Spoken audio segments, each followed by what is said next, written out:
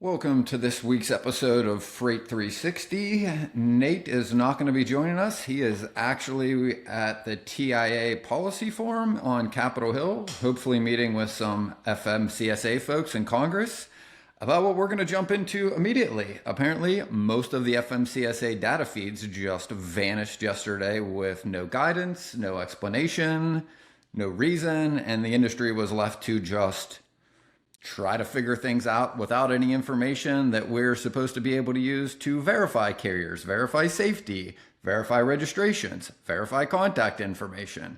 So rather than jumping into sports, we have Danielle with us again, and we're going to jump right into what was there, what is normally there, and what just apparently vanished as of like yesterday morning or somewhere. I think it was like very early morning after midnight, and between like 6 a.m. was when this kind of vanished, and then it reappeared inexplicably like somewhere around this morning, I think, is like the most recent update. So catch us up on like what actually just happened yesterday, and then we'll just segue from there.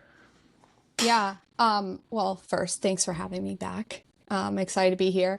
The FMCSA data, there's one data set that I use on a weekly basis. It's all of the new registrations for US DOTs. It doesn't have to be, or that data set includes all US DOTs. So electric companies, towing companies. It's not only like Over the our road kind of carriers. freight. Yeah. Yeah. Yeah. And so that is the data set that has 2 million plus rows, but it's updated on a daily basis. And so I can see all of the registrations that come through, whether they get approved or not. What I do with it, that's kind of irrelevant. But yesterday, we got a chat in our freight fraud with Stephen and Garrett and Justin Martin and I that the data was gone.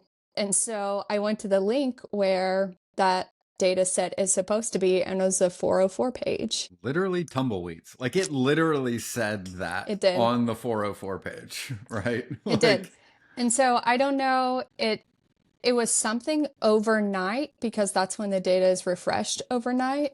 And Garrett found it, of course, because of search carriers realizing that a bunch of the jobs didn't actually run or they failed last night.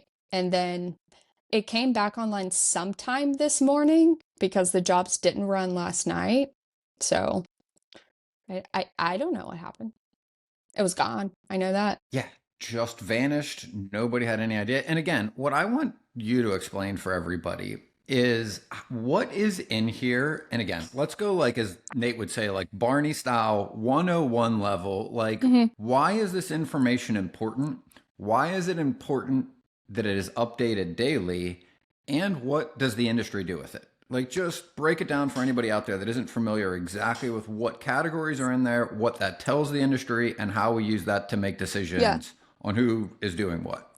Yeah. So there are 0 data sets in the FMCSA that actually are linked together or consolidated in any way, shape, or form. I think there's probably 12 of them that are incredibly relevant to what we do on the brokerage, the 3PL side, and those have to be consolidated and presented in a way that makes sense.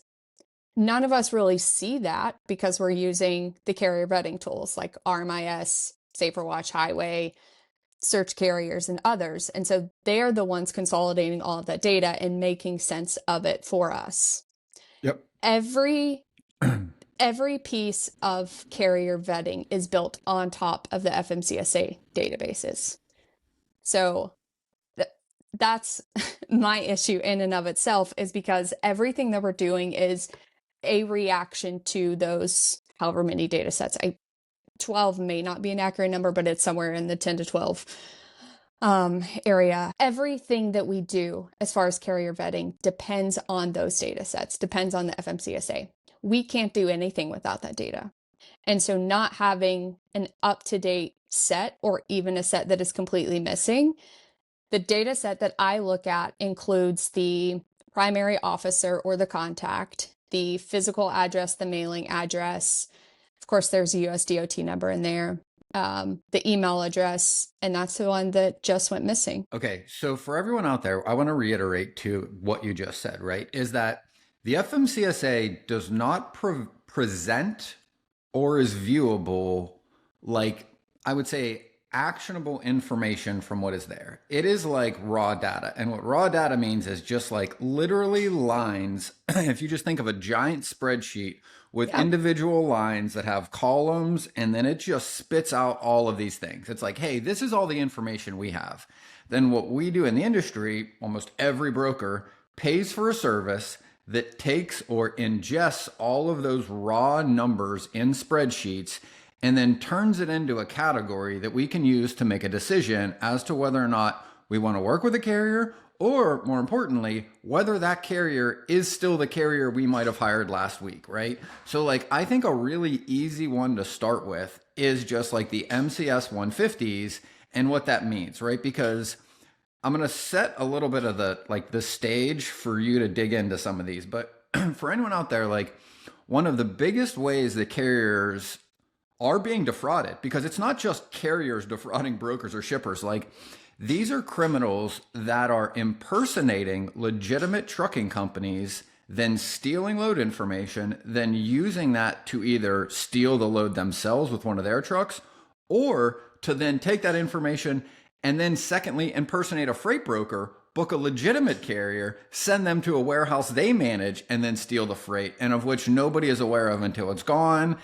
These are the things that are like really, really, I would say, the most obvious glaring ways that people are having freight stolen, right? So Yep. the MCS 150, and correct me if I'm wrong with any of this because you spend more time on this, but it is the form that you fill out and file with the FMCSA when you change your name at your trucking company or any Mhm. of the contact information, the Any address, of the the email information, address, truck the count. phone number, the truck count, or the name.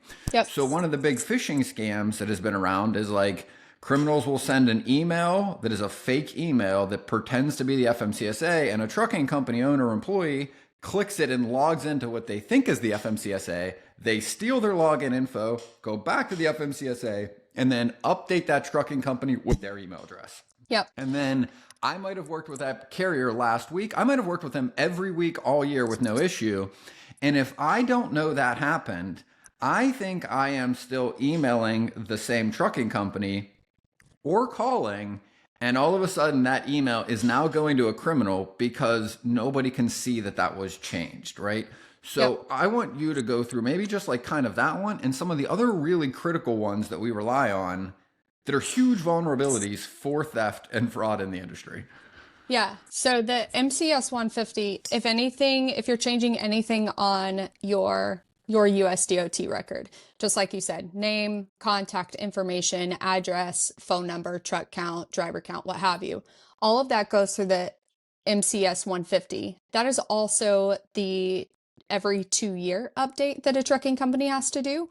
So, yes, they have to update it every 2 years. They're required to do that. And then if anything needs changing, they also use the MCS 150. What I found with the email address issues is that previously the fraudulent people, criminals, I will call them actually, they're not just fraudulent people, they're criminals. Yes. What the criminals have done is they're just emailing back and forth, and that email doesn't necessarily match what is on the USDOT record with the FMCSA. We once had a high trust society that could just email carriers and everything was fine, and now we don't. So Yep. no one was checking those emails. Well, they've taken it one step further, and somehow, whether it's through an email, a phishing link, just guessing, they are actually logging into the FMCSA account, I believe, allegedly. They're logging into the FMCSA account and they're changing the email address on the FMCSA account. I've worked with several carriers that this has happened to and helped them prepare the questions and the documentation to send to the FMCSA. And the only response that we've gotten is that the FMCSA support rep says that they can't see a change on the account. And they can't see that change because it doesn't go through the MCS 150. And so that change isn't logged. And then if your carrier vetting software matches an email address to the email on the USDOT record, those are the same now because Yep. they've went into the FMCSA and changed the email. Why is there no record of that? Because we have a client, like I just did this with a client of ours last week, and they got a new phone system and they needed to update their phone number, and I walked them through how to change this. And the two ways you can do it are to fill a paper form out. I'm sure you can mail it, probably fax it or email it, but there's a paper form that takes the longer way, or you can log in with your PIN to the FMCSA and you can update it. But what you're saying is when that occurs, the FMCSA does not have a record of that name change occurring? That's what I've been told. Tired of struggling to find accurate rates and the right carriers for your freight? With DAT1, you can access more than 500 million posted loads and trucks every year.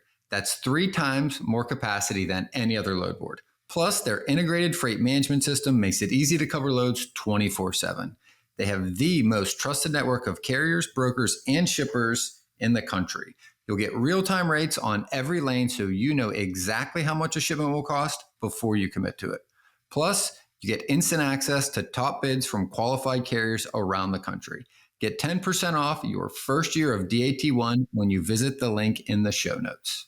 So the systems that will tell you when those things changed, to your point, so just take like Carrier 411, right, for example, has a little section, and if you go to it, it will show you contact information, FMCSA changes, the date, what was changed. It will show you the previous value and the new value. And the reason like Carrier 411 has this is because they are ingesting that data every day. And when it doesn't match, then they flag their system that, oh, as of September 17th, it was this yesterday, it is this now. So the change must have happened between yesterday and today, which is why having this updated every day really matters. Yes. Because the FMCSA doesn't know that it was changed. It just is changed, and they don't record the record of the change, correct? Yeah. Yeah. And that small change in an email address, the ones that I was working on, they had changed one letter.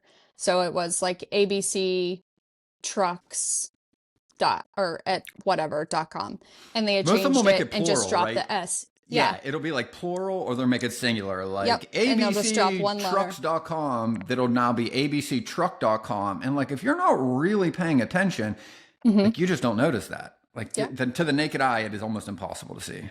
Yeah.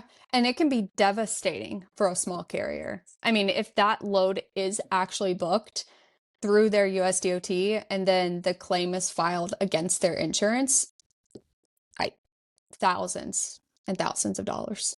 Hundreds. Like I've seen 3 instances this year that I've worked through where this has occurred. One was the criminal created a new domain that was 1 character different. So like they went and bought a website domain, and this is honestly one of the better ones that I've seen. And I still don't exactly know how they did this, but like the I was not an English I. It was an I from another dialect that had a little bit of, instead of a dot for an I, it was like an end tilt. Like it wasn't Spanish and it wasn't French, but it had just like a little bit of a different slant to the dot.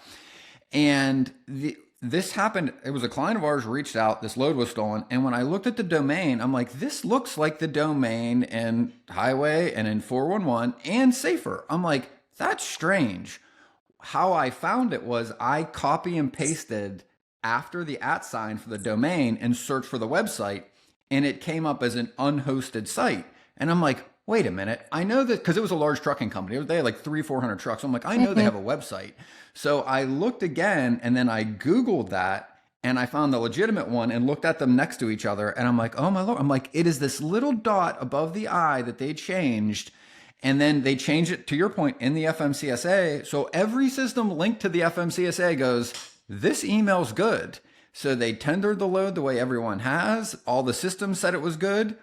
None of them, like literally not one of them caught that. Like not one of those systems, when I backtracked, had that info flagged at the time that fraud occurred. Okay. So name changes, phone number changes, huge area to be paying attention to and to do this. Like the one thing that I want to point out for everybody is like, I don't want to just point out the issues. I'm going to point out like what people can do to solve it. So like just that one, because that is probably the most common one that I've seen over the past few years, What are some ways that you suggest folks verify that info?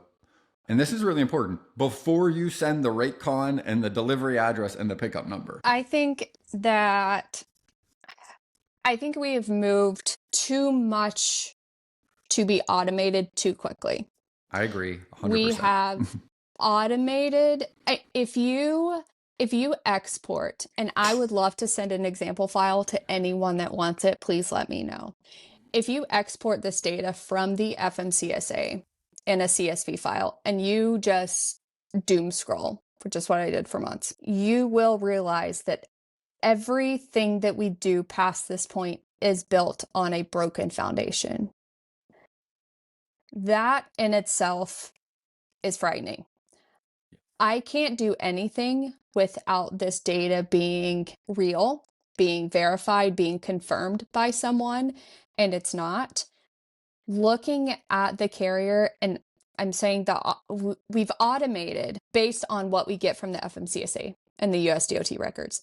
So if you take the CSV file, the raw file, and you start scrolling through it, you will quickly realize that we have automated something that should not be automated as far as it is today. Yes. So 2 points on that. The first I want to point out is like, this is a huge vulnerability with AI automation.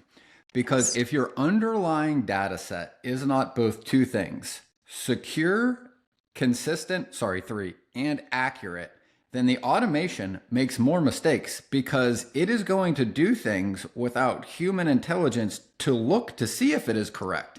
It just will act across every one of those and do the same action, which means every error in the underlying information gets exaggerated and then happens more. And on top of that, right, like as the industry has moved to efficiency, rates are down. We've talked about the CDLs, CDL mills, why, and what is going on the carrier side. But like as rates are depressed, companies are trying to stay in business by doing things more efficiently, which means a lot of times less people and more emails. That's what criminals rely on. They know these people are booking loads fast without making phone calls, without actually looking at this information, without paying attention to it. They are taking advantage of this, of automation, of companies moving fast without doing things that we traditionally would spend even 30, 45 seconds to do before you sent this information. Companies are just doing less and less of this. And the carriers are like, it's Christmas. Because nobody's looking at any of our information and we can just get everybody to send us whatever we want. Like to me, like I came from banking, which was like my first job.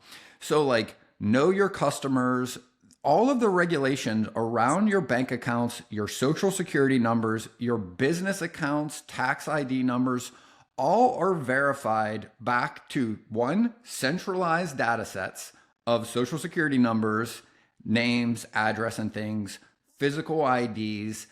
Imagine if the entire banking system was not accurate. This is the equivalent. It would be like, I could just go to your bank and just pretend to be you and just change the name at your bank account to mine, and it doesn't make any difference, and they'll just give me your money. That is literally what is happening with our system. And we are trying to automate it to do this more efficiently. But the whole thing that we rely on, all of this information that is supposedly verified and accurate, is just broken, inaccurate, and inconsistent. Yeah, absolutely. And I continually say, and I will continually post, that a 5-minute phone call would mitigate much of the fraud that we're seeing today. It's not foolproof. It's not going to stop everything 100%. But calling on that carrier at the number that the FMCSA has provided you, or they have provided you, pick up the phone and call them. I would say this. I want to add one little caveat.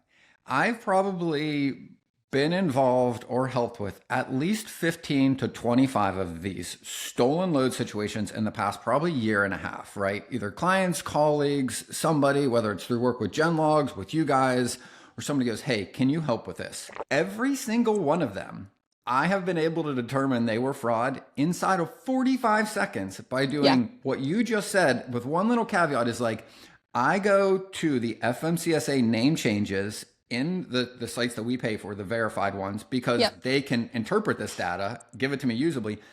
I don't call the new one. I always go Right. directly to Yep. phone number, name changes, and I call the previous one. Is the first thing I do when somebody goes, I got a load stolen. This is the carrier I booked. I go to the MC, call the previous phone number, and in every instance, the guy who's picked up the phone, it just happened to be guys, but Yep. like they've all answered the phone and went, that's not me. I reported this. No one did anything about it. Don't book that carrier. You've seen the headlines. Freight fraud isn't going anywhere. But if you're a QuickScope customer, you're not seeing it in your business. QuickScope is a cutting-edge load-level visibility tool that stops fraud before it starts, right where it happens. Inside the transaction, no noise, just results. With unlimited usage and by far the most cost-effective product on the market, QuickScope delivers real value without the bloated price tag or platform confusion. And here's the kicker. Version 2 of QuickScope drops this summer, packed with powerful new features and AI integrations that'll make your visibility game even stronger. Sign up today and you'll be locked in at today's pricing when version 2 goes live. Stop chasing fraud. Start stopping it. Visit quickscope.com. That's QUIKSKOPE and learn more. Every single one. I'm like, it's taken me less than a minute to find out that the load was actually stolen with one phone call. And like, we talk about this in our brokerage. Nate and I talk about this at the TIA, the classes we teach. Like, I understand that everybody's trying to do more in less time, but I can promise you that just because it hasn't happened yet doesn't mean it won't happen today or tomorrow. Like, it inevitably will probably happen to you if you are booking even 20 to 30 loads a week. And the one thing that I would say is the biggest preventative measure is what we were trained to do 10, 15 years ago in the industry of like, hey, before you book the carrier, if they email you or even if they call you, when you hang up the phone, go find the real phone number and call them back and see if the dispatcher you booked a load with works there, and just talk to the person. Because normally they'll just tell you, oh yeah, that's my dispatcher, Leo, or yeah, that's Jimmy, that load's all good. Or they're gonna be like, no man, I sold my trucking company. Or in some I've heard, I was going to sell my trucking company. I gave them my logins and they changed everything. And the FMCSA hasn't helped me fix this yet in every single instance. Yep. And I will say too, on top of that, as humans and in this industry, all humans, we have intuition. When something feels off about a carrier, we're going to take a pause and look deeper. AI doesn't do that. AI doesn't have that spiritual element and that intuition inside of it to say, this doesn't feel right. And so AI sees check boxes like spreadsheet brain, and AI says everything matches up. This looks good. Book this carrier. Human says everything does look correct, but something feels off. Yes. I'm not going to book this carrier yet. Give me 15 more minutes. Two things I want to add to this, right? The way we teach this, that Nate and I in the TIA classes, we're like, listen, just because it feels off does not mean it is black or white, yes or no. What it should tell you is now you dig a little deeper. Yeah. And then if it feels a little more off, dig a little deeper, go maybe 4 or 5 steps down the road. Like, you don't have to make them black or white decisions because something feels off, but it should give you pause to ask a few more questions, right? Okay, absolutely. I booked, like, cause here's another, this is literally another theft occurrence that happened 3 months ago. When I looked at the carrier, I'm like, that looks a little off. It was the email address. And then I went, okay, let me go and look at the assets they have listed. They have one dry van. This broker booked a flatbed. I'm like, well, that's another off. And I'm like, oh, wait a minute. They booked 2 loads with this carrier in the same day. Oh, wait a minute. They have one power unit and one trailer. That seems a little more off. Then you go a little deeper and you go FMCSA name changes and contact info changes. The email and the phone number were changed 48 hours ago. Now we've got like 5 red flags. Now, I won't go to that level of detail in every load you book. But like you said, if it sounds off, if it feels off, if somebody's offering you a crazy cheap rate, then like maybe just look a little better. Like the old saying is like, if it doesn't pass the sniff test, right? Like look a little longer. And the other thing too, I want to point out is like, we're talking from the broker perspective, but in every one of these examples almost, there was a carrier that was equally harmed and as much of a victim as the broker, as was the shipper.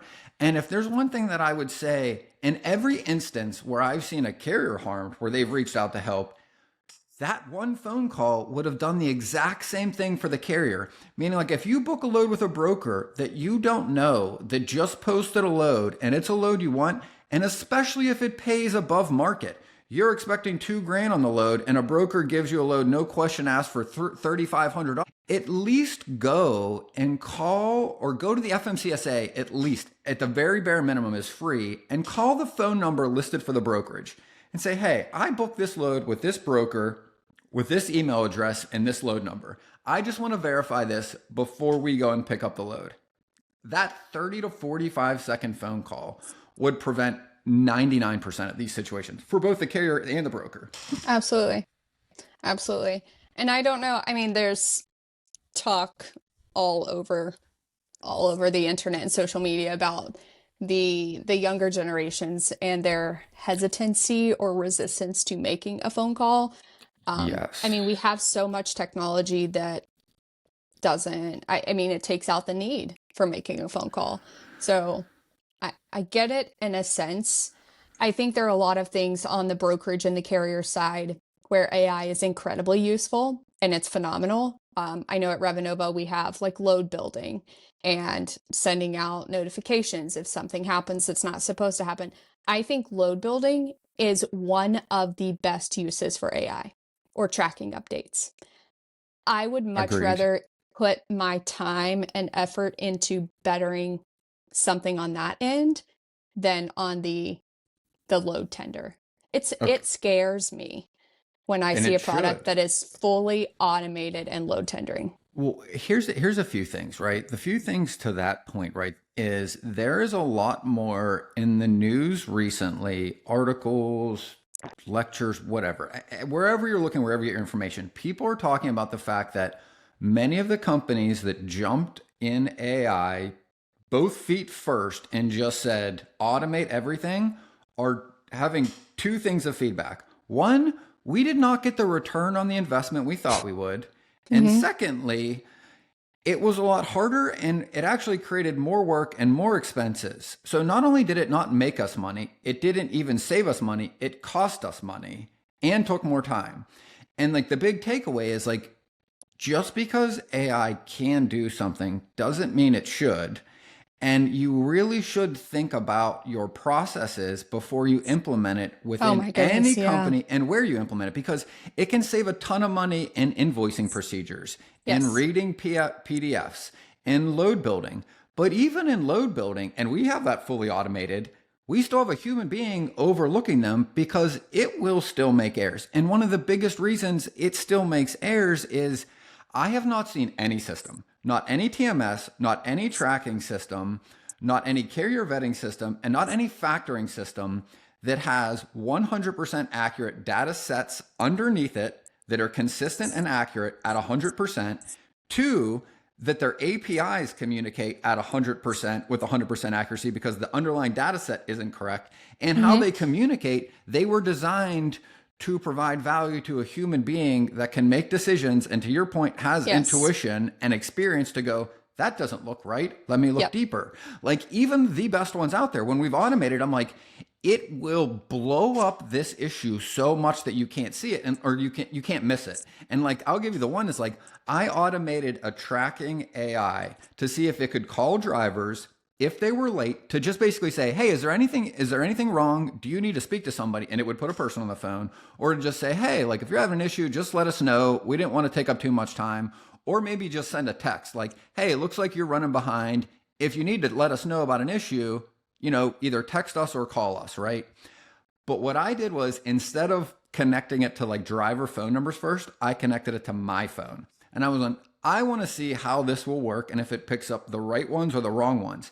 It called my phone over and over again for 35 minutes on probably 40% of the phone calls I got were things that weren't wrong, because Wow. the APIs weren't 100% accurate, where and how it made those decisions weren't correct. And I'm like, oh my Lord, if we would have just unleashed this on all of the trucks over the road, Oh my goodness. it would have just called every driver over and over again about until the driver's just like, this is ridiculous. And that's what we're hearing from drivers. They're like, we don't want any more phone calls from your AI brokerage because I don't need that load. I already have a load and that load doesn't even match up with what I'm running. Can you please stop bothering me while I'm driving with things that aren't helpful and I don't need, right? Yeah. And I said that from the beginning of hearing that these things were coming out is, again, I am pro AI on a lot of things. In freight, time is money and efficiency is key.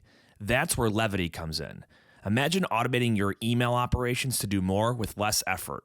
Levity connects directly to your inboxes, extracting vital information from emails and attachments in real time. It seamlessly integrates with your TMS, empowering you to quote faster, build loads more efficiently, and book more freight in less time. Whether it's incoming emails from shippers or carriers, Levity's got you covered. It understands any language, any format, and even interprets non-standard formatting. Visit levity.ai today to sign up and get started. Knowing as many truck drivers as I do and growing up with truck drivers, they do not want to talk to AI. And if you're having to call a carrier about something, generally it's something going wrong or you need something from them. They don't want to talk to AI Well, to here, do let me that. reframe that for you.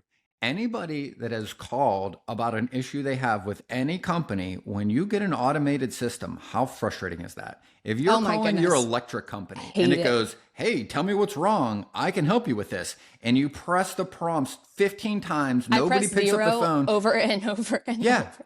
Or like it does that. It does that at the pharmacy. It does that at doctor's offices. It does it with your health insurance company. They're all like, oh, this is super helpful. And I'm like, my dad was, and had a medical situation and I had to call like the nurse go into his house. She left me a voicemail and said, call me back. I spent 15 minutes trying to get through the AI voice system just to talk to the person that left me a message and gave me the phone number until I eventually just called someone else and went, I use Zoom Info. And I was like, I'm just trying to find this person's cell phone because I literally can't get through main phone numbers anymore because the AI won't even get you to the person you want to help. And it's like, to your point, imagine if you're a driver and you have an issue and you need to talk to somebody and they're just going 5, can I speak to Ben over and over? And it goes, sorry, didn't understand that. Can you please repeat that? Like, that's mind-numbingly insane. Yeah. Yeah. And my frustrations and really everyone that I've ever talked to, that's where my opinion on all of this came from, is just the automated menus. I have not talked to one person that loves them. I don't know anybody. And so we're moving from that. Yeah. We're moving from that. And even I have control over that. They're telling me what to do and where to go, and I still hate it. Yes. Much less talking to a robot where have zero control. Yep. Just trying to tell them something. And here's the funny thing, right? Like, those are all the things that we see are issues with it.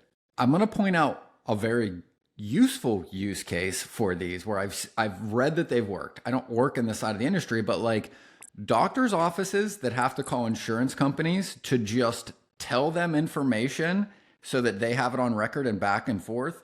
I've heard AI works really well to talk to other AI because the person doesn't want to talk to it. But like if the insurance company has AI and the doctor's office, it can call and read the patient records, let them know what occurred. So it updates their file. And like, I've heard those have saved a lot of time because like, who wants to be on the phone at a doctor's office just reading details to somebody typing them in a computer? Oh my goodness, so there are use cases where it's applicable and helpful. And then there's other ones that create so much more work, so many more headaches, and so many more issues that like they really, I don't think the tech is there to be doing that yet. Maybe it does get there. Everyone believes it will. But now like there are things you can use this for that save money and time. Like this isn't one of them. Absolutely. I want to circle back to a thing too on like the FMCSA. What are some of the other categories that you use, that you've researched that one, either aren't accurate or when they disappeared, created like huge vulnerabilities just in yesterday? So the daily data sets, of course, I use the census file, which is everyone 2 million rows weekly, multiple times per week. Another one was the daily, any of the data sets that are updated on a daily basis versus their monthly upload. Those daily data sets were the ones that went down. One of those was the inspections. So any of the inspections that were uploaded within the past 24 hours, which really 2 days since it didn't refresh last night. So any of the inspections entered in the past 48 hours, those aren't uploaded. So if I have one carrier, and this does happen, I know of one carrier. If I have one carrier that gets 5 out of service violations in one day, I won't see those until sometime this evening. Oh, so that's helpful. Yeah. Yeah. I mean, the other thing too that really hit me was, this was in Freight Caviar this morning. I think I sent this to Steven and Nate, was like in the same article talking about the DOT and FMCSA outage is the article about broker liability and attorneys suing brokers saying they need to do a better job vetting and verifying carriers because when people get hurt over the road, we want to hold freight brokers responsible. And I'm like, the irony of the fact that there's a case possibly going to the Supreme Court to make us more responsible for verifying and vetting trucking companies. At the same time, the system we use to do that very job is both inadequate, ineffective, insufficient, and flat out not online yesterday. Like, just wasn't there. Like, just no information at all day, while a court is hearing a case going, yeah, we should make them do a better job at verifying carriers with information they don't have, that the government doesn't provide, doesn't update, and doesn't distribute. Yeah. And this is, I usually play a very neutral role between carrier and broker because I've been a freight broker. I grew up with truck drivers as my dad and grandpa, so I can see from both sides. I'm usually very neutral. This one is where I'm still pro carrier, but it's not always 100% the broker's fault. And all of the carriers, there's a huge group of them that will 100% blame the broker for booking this carrier. That is a downstream symptom of the true issue. And if we continue running in that circle, chasing our tails over blaming a broker for doing something that they thought was correct and true based on the data that they're given, That's a really good point. I have to be careful with what I'm saying. You don't. You can say it, and like I'll help you walk it back, and we can always edit if we need to. Yeah, brokers can only make their best decision based on the information that they're given. And so, just like even if I'm automating nothing except for getting the information from the FMCSA and making sense from it from Safer, I see that the carrier's good. I call the carrier. I call the previous phone number. Everything still looks good. I book that carrier. Something happens, and then now it's my fault because I did my job. Correct. And I want to walk through exactly what can occur and why it occurs in that example, right? So as a freight broker, right, my shipper pays me to hire a truck based on their criteria: safety, insurance, equipment, driver safety, equipment reliability, across the board, right? Okay. Then the information I have access to and is only available is to the company level. So I can reach a company and I can see what is that company's safety record. I can see if the company has the correct license and the correct insurance.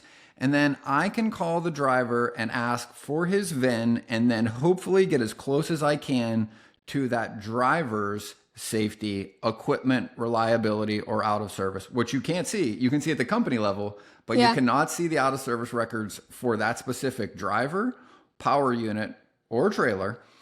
And then if you call the FMCSA and want information related to a driver's information, like their track record, their safety, they will not give it to you because it's an under employment the Driver record. Privacy Act. Correct.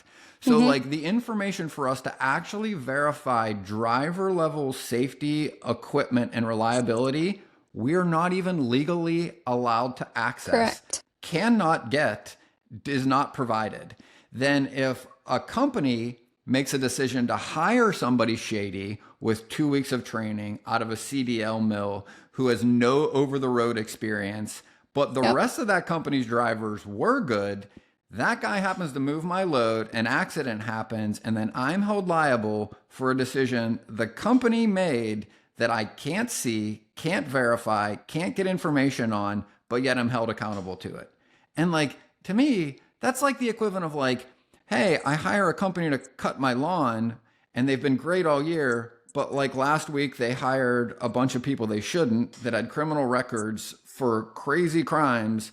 Then when they come to my house, a neighbor gets robbed, and then they come after me and go, well, you hired the lawn care company. I'm like, yeah, but I didn't hire the guy they sent, and I didn't know who that was, and I'm not legally allowed to see it, and nobody was going to tell me.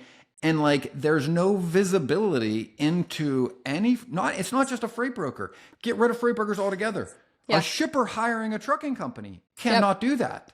Like all they can see is the company info. They cannot see driver info. So not only is the information about the company not even accurate, all up to date, we can't even see down to the driver level, nor a shipper, nor a freight broker. But yet, if something bad happens, we get looped into a lawsuit as if we're negligent at doing a job we don't have the information to perform. And the moment, which brings up a point that I've been asking over and over, and to this date, no one has answered me. The moment that a freight broker has more information on a driver than they should, I am going to make an assumption that I wouldn't have known how to vet a particular individual. I didn't do this in 2016, 17 because the industry was not where it is today. But if I ask for a driver's a copy of his CDL, all I'm really going to be able to tell from that, from my perspective, without like deep intelligence training, is that his CDL is not expired and he's a real person. Just That's like a all driver's I license. have. We rely on the Department of Transportation, state level, that issues that card that they did their job, right? Which I want to go into for a second, because like the thing that Steven put in the chat is like the broker transparency, where like it is the best misdirection the industry's ever seen, where they're like, get all of the carriers mad at brokers instead of the state governments issuing crazy amounts of CDLs to people that are unqualified, which actually drive rates down. Like you could have twice the number of freight brokers. You could have 100,000 freight brokers active right now. It does not move rates up or down because a freight broker can't pick up a load and deliver it. The only thing that changes rates are the number of loads that need moved and the number of actual power units that can move it. If there are more power units than there are loads to move, rates go down. It doesn't matter how many people are in the middle because we don't move freight. So the fact that carriers are being led to believe that brokers are somehow responsible for rates, one, is economically not even possible. Like cannot happen, doesn't have anything to do with anything. And it's this giant misdirection from the actual problem of your individual state where you got your CDL is just handing them out like candy to anybody that has one from wherever in the world because their state decided, hey, we've got a driver shortage. Because of a great segue into what we were going to talk about in the green room, which is some things you dug in related to the ATA. And I think that's a good segue into, again, what we've been talking about over the past few episodes. What is actually causing more fraud, more issues in a system that we can't even verify anyway? What is making that even worse, and why is that happening? You mentioned broker transparency, which is funny. I wrote an article when everyone was arguing over this on X that broker transparency is a decoy, and I think it is. I don't think brokers and carriers should be fighting over issues that are deeper. A lot of the rabbit holes I've went down as far as the CDL mills, where the money's coming from, where the money's going to. I can't release all of that publicly for multiple reasons, but it is very interesting. There's a lot going on right now in the political realm with the immigration and the NGOs and who's getting paid, who's paying for what. I continue to reiterate that this is directly linked and associated with trucking. The driver shortage. If we have a shortage of something, we need more of something. We have a driver shortage, we need more drivers. We have, I don't know, not Before going you go past past driver that, shortage, it would be if silly. there is a shortage of anything, just supply and demand, the price goes up, does not go down. So if there's Correct. not enough of something, capitalism will force the wages to that job to go up until those jobs are filled. And it doesn't matter what job that is, doesn't matter what product it is. You can go back thousands of years and look at any business that is supply and demand. When there's less of something, the price goes up until it reaches a point where there's enough of it, then the price stables out. So you can't have a shortage of drivers at the same time drivers' rates are the lowest, inflation adjusted, because that's this little caveat that the ATA plays of driver salaries have gone up. Yeah. Also, they've gone up at less of a percentage than inflation has at one of the highest inflationary periods in the past 40 years. So yeah, they went up, but everything that they also pay for went up even higher. So they didn't actually make any more money. They're actually making less money when you look at the inflation adjusted numbers. But somehow there's not enough of them. So why the line? I know we've been talking about it over and over again, but you really dug into what these folks are saying to Congress, to the people that should be addressing these issues. And what are they saying to them, and why do they believe this? Yeah. Economically unfound bullshit. Yeah. When I started really digging into this, and I'm glad that I started writing about it and really talking about it when I did, because it was prior to all of this coming to the public, the public light, especially before the wreck in Florida recently. Yep. And when I started digging into it, I wanted to figure out what language and how is that language, those words, how is this message being communicated in such a way that is incredibly convincing? And what I found was it is plain language and it is numbers. People hear what they can understand. Everyone can understand numbers. Everyone can understand plain language. And so an issue that we have in the industry, and those that have went to Capitol Hill, and I haven't went for transportation. I went when I was a social worker, especially my graduate program. But what I realized there is they're not in the industry working day in and day out with carriers, with brokers on the road in all of these transactions like we are. They don't understand the acronyms. They don't understand our jargon. And so you have to present this information in a way that's going to make sense to anyone that reads it. Anyone that is a politician, anyone in Congress, anyone outside of there that could be an advocate for the industry. And so as I was reading through the like scripts or the agendas that were going through the subcommittees in Congress, I realized that the losing side on all of these issues does not present numbers, does not speak in plain language. The other side, the winning side, there's in every single document, it is full of statistics and numbers, again, which people hear, and it is plain language. It is not incredibly intelligent, huge words and industry jargon. It is easy for someone to understand, easy for someone to get the issue, and then also be presented a solution. Yep. So, and I want to go back to some of my notes from this, right? Because it says during the July 22nd Senate subcommittee hearing, Chris Spears, who is the head of the American Truckers Association, on the driver shortage, says he referred to the driver shortage simply as a gap between the current workforce and what's needed to meet demand. Here's that number, 60,000 shortfall reported as of last October. So there's your number. There's 60,000 less than we need. Okay. Now, what I would say is there's 60,000 less than you need because they're not paid enough to go and take the jobs. That is it. There's not a shortage of 60,000 licensed CDL holders in the United States. It's that they won't take those jobs because they're not paid enough.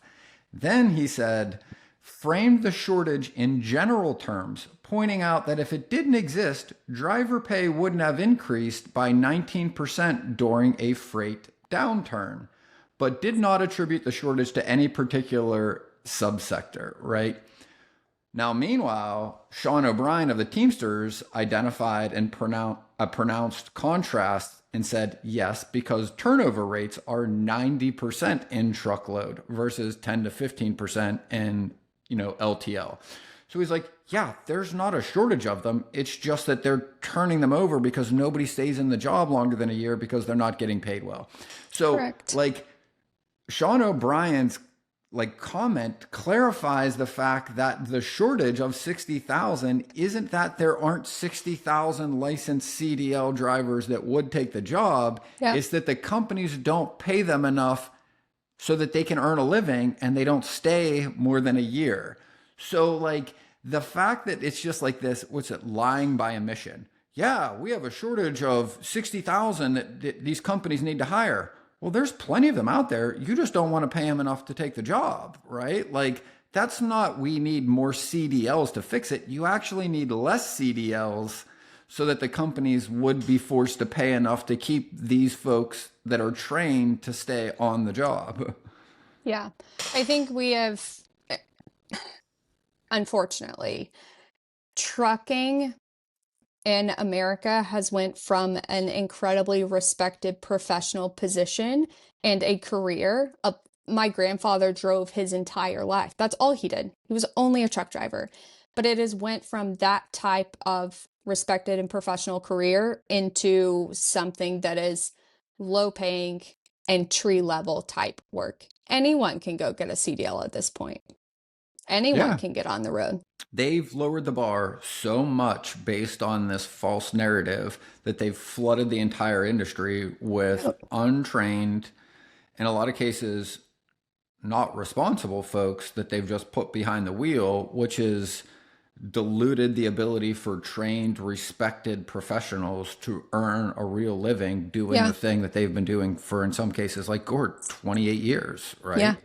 And they're just to the point where companies are like, yeah, we can just pay somebody half what we pay you and let them drive for a year. And then we have an endless funnel of folks coming in that'll take that job when they quit. Yeah. And it's like the safety issue, the unqualified driver issue, fraudulent CDLs or CDLs traded in for cash, that doesn't just affect our industry and the rates. That is a national safety issue. Yes. These drivers, the unqualified drivers that are just handed a CDL the whole and expected. Country shares the road with them. Exactly. Yeah. To me, that's the part that scares me the most. That, me too. And again, everybody kind of knows politicians for the most part. And I'll make a sweeping general statement, or more self-interested than not. Otherwise, a lot of things probably would be safer and people would be on top of these things as if it wasn't for the self-interested aspect of it. But it's really hard for me to wrap my head around, right? That people can go and stand there and push a narrative that this person is very well educated with a very stellar resume when you look at what he's done in his career. This is not somebody that doesn't, in my opinion, isn't aware of what his statements are being interpreted as and how and what he's doing to sway folks to that point of view, right? It was Justin and I were talking with somebody on LinkedIn, and I think it was one of the state's DOT officials that was saying oh, this is a great thing that the ATA is doing to solve driver shortage. And they were going back and forth, and Justin was like, listen, there's not a shortage. There's hundreds of thousands of CDLs and unemployed drivers that won't take these jobs. It's not that they're not there. They just aren't getting paid enough to provide for their family to do that work, so they're not filling the jobs. Then the government goes, oh, well, we'll just bring in cheaper labor to fill those jobs. Problem solved, everybody's happy. Except that doesn't take into account the safety aspect, the training requirements, and that you're driving 80,000 pounds down a road. I mean, think about the highways we drive on. There are not New Jersey barriers on most highways where you're driving 60 miles an hour. There is a painted yellow line. You are 2 yards away from a vehicle that weighs 80,000 pounds driving 60 miles an hour in the other direction, right? You talk about the margin of error for something fatal to happen. It is so slim. And we have so much trust that these things are doing what they should be, and they just absolutely aren't, right? And like the one comment, this is the one that I put in there because they were going back and forth, and I was like, even if you split the difference between an oversupply of CDLs in the truckload market, or where we kind of operate, and shortages in certain niches, because they said, they can't hire local drivers for like cement and some of these other things. They're not able to get enough of them. I said, the ATA didn't do the industry any favors with broad sweeping statements about a driver shortage. I said, during the Senate subcommittee testimony this summer, he made no clarification and offered no specifics about which sectors were truly facing shortages and why those shortages may exist, whether it was a supply of drivers or whether it was a shortage of pay. And I said, whether it was intentional or not, the head of one of the largest advocacy groups for trucking had to know that those remarks would be applied writ large across the industry. And that's exactly what happened. His statements became the justification for efforts to weaken CDL and safety standards in order to solve a problem that only affected a narrow slice of the entire carrier market, right? Absolutely. So And I have, my dad does bulk cement and fly ash. He doesn't see any of the problems that we're dealing with. There's no fraud. Nope. There's no, I mean, sometimes it's hard to find a driver during certain seasons, especially their off season, but the fraud, the FMCSA issues and the data, nothing. Totally oblivious to those things being a problem. It's really drive in and reefer. I think it's trickled a little bit into flatbed, a little but bit, flatbed far does less. require You to know how to quite a secure bit your of load. physical labor. Yeah. Like there's more risk. And like that's the thing we talked about with Gordon. And like again, it's anecdotal and it's one person's view of this, but like I don't see this at all. I don't see the fraud, and I don't see I don't want to say like ineptitude, but like I would say like undertrained drivers almost at all when you get into very specialized high risk freight. So like overdimensional loads, heavy haul loads, hazmat loads, tanker loads that require like very stringent like SDS safety data sheets where like if there's a spillage, like somebody's going to die because it's very, very toxic chemicals. And the interesting thing was, and I think I talked about this in that episode, like Garrett and I worked on this, and I worked on this with Genlogs. I pulled a list of basically every open deck piece of equipment you could use to ship heavy haul, from like double drops through RGNs. And I started with a list of like 32,000. Then I got that down to like 8,000. And then I spoke to hundreds of carriers to get rates for some large projects. And I can tell you that in speaking to them, I could tell you exactly which ones hired those drivers and which ones didn't, because they would tell me. They're like, yeah, my drivers don't have enough experience to take that. We have an RGN, but we are not going to take anything that requires a permit.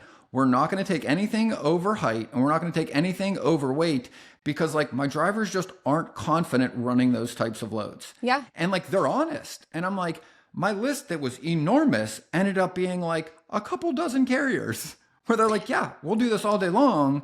And like when you look at the rates per mile, carriers are arguing van rates are like $2 a mile. I think national average was like $2.20 or $2.30, which I still find hard to believe. But regardless, these overdimensional loads, they're $11 a mile. Yeah. Some of them are $16 a mile, $9 a mile. Tanker loads that are $8 and $9 a mile. You're not seeing the same rate depression, oversupply, and underskilled drivers when if something goes really wrong, something could happen to the driver. The driver's like, dude, I don't have enough training to do that. Don't put me behind the wheel of that thing.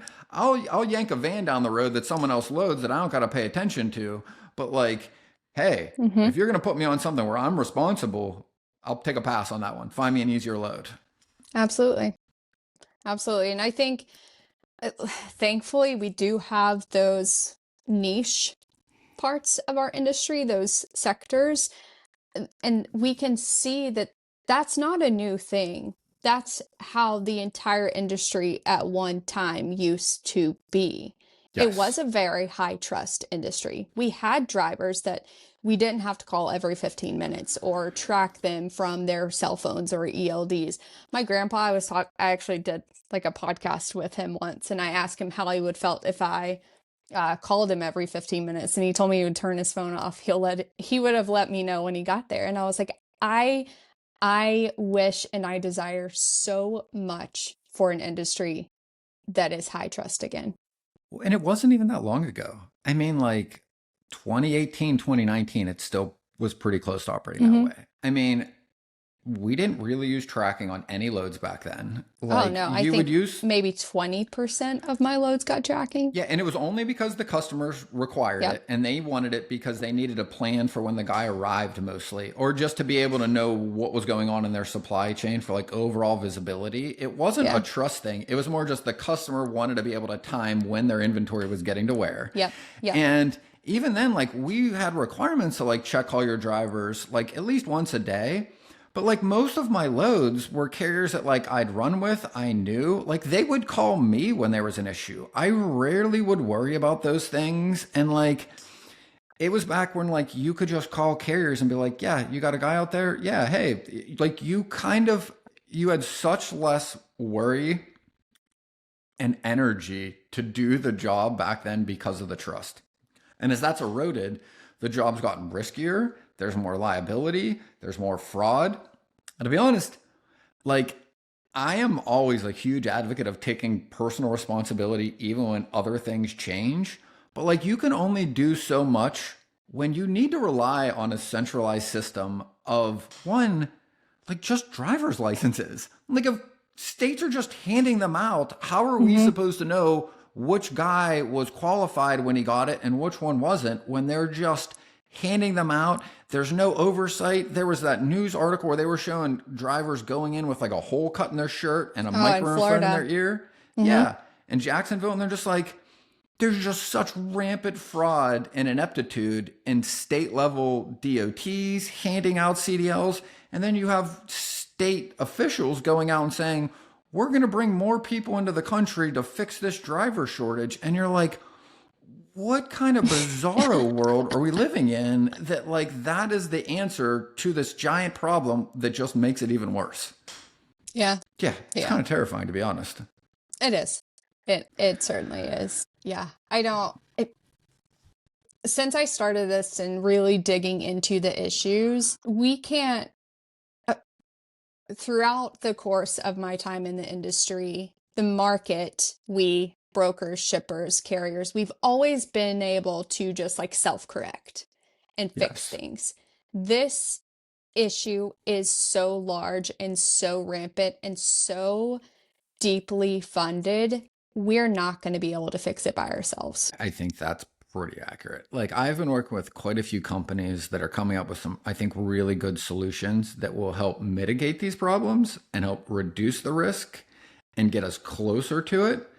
But I don't think any one solution is going to solve this without the government, at the very least, making sure the people that are authorized to drive a truck should be authorized to drive a truck, right? Yeah. I mean, and to me, like, that's just like the bare minimum that like we should be able to expect from like taxpayer funded roads that we put our family and children on every day. Like, every single child in the entire country is required to go to school, most of which get on a public school bus and share the roads with these same vehicles every single day, right? Like every single thing in our entire country is dependent on the safety over the roads. And yet they've just, pun intended, fell asleep at the wheel at making sure the other folks driving these vehicles pass some bare minimum of safety standards and training, right? Yeah.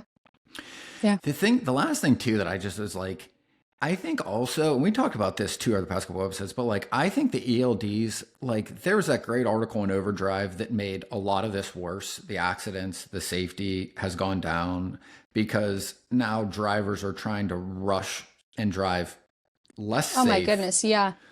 But the other thing too is that like we talked about phone calls.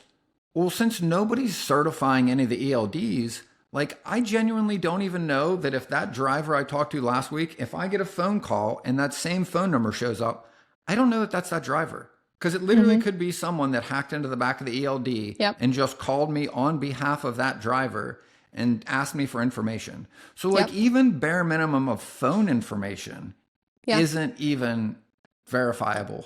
Yeah. And the documents, everyone keeps pointing to email inboxes getting hacked and being able to get the documents. But if you have an ELD where the driver has a mobile app and can take a picture of a bill of lading, of a proof of delivery receipt or a rate con, and it's going through that ELD, that data center now has that document. They don't Yes. even have to get into an email. No, it's just totally accessible. Yeah. Wow.